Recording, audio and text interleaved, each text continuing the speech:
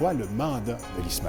Le mandat est très, très simple, c'est de faire de la recherche et de la formation. Puis on fait aussi beaucoup la recherche à travers la formation. Donc l'ISMER, en gros, c'est 200 personnes.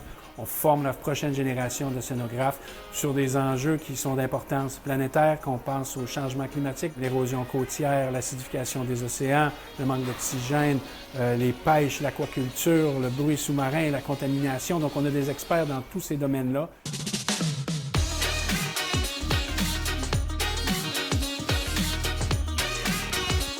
Ici, on mesure les propriétés magnétiques et physiques de carottes sédimentaires centimètre par centimètre. L'idée, c'est de remonter dans le temps pour comprendre l'histoire géologique, l'histoire climatique. On a des carottes qui viennent de partout sur Terre, de l'Arctique, de l'estuaire, du Golfe, des Caraïbes, de l'hémisphère sud. J'ai même des carottes qui viennent de l'Antarctique. Notre histoire est là plusieurs milliers, voire centaines de milliers d'années, voire même des millions d'années, dépendant de la longueur de la carotte. Ici, on a Juliette, et Juliette est étudiante au doctorat en océanographie, et elle travaille sur des carottes qui viennent de l'Arctique. Et son travail, c'est de reconstituer les fluctuations du champ magnétique au cours du temps. Depuis 300-400 ans, le pôle nord magnétique était dans l'Arctique canadien, et là, il est en train de faire une grande migration vers la Sibérie. Il est en Russie.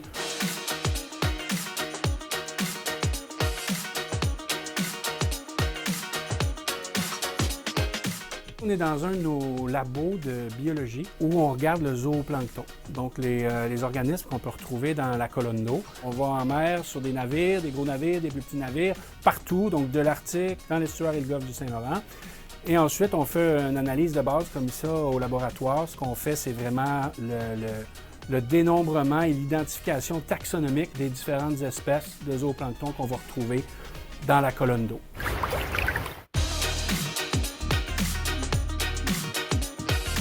On a toutes sortes d'instrumentations qu'on amène sur nos navires, comme le Coriolis, donc des instruments qui sont lourds, qui sont gros.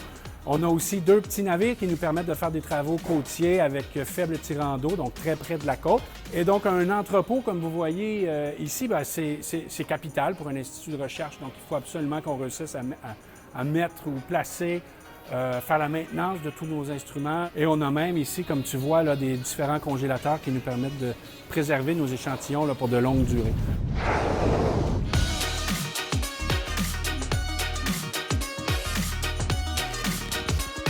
On a beaucoup de travaux en chimie. Plusieurs professeurs de l'ISMER et étudiants travaillent en océanographie chimique. On peut très bien penser à des projets importants sur les microplastiques dans l'océan, l'écotoxicologie, donc les polluants émergents qui finalement vont se retrouver dans l'environnement, mais aussi chez les mammifères marins. Donc ici, on a Mathieu et Sarah, ils sont eux en train de faire des mesures pour bien comprendre l'écophysiologie de certains mollusques.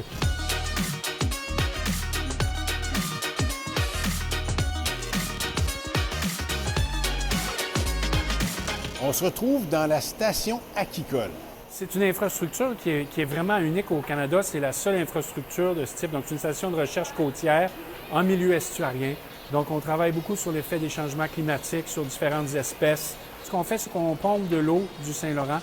On est ensuite capable de mettre cette eau-là dans des bassins. On va redistribuer l'eau pour faire certaines expériences. On a des travaux qui sont plus appliqués avec vraiment, par exemple, des producteurs de moules ou des producteurs d'huîtres. Donc, on a aussi à l'intérieur même des travaux qui sont réalisés en biotechnologie marine. Donc, on développe aussi tout un programme d'innovation au niveau de la recherche à la station. Donc, ici, c'est une de nos salles de bassin.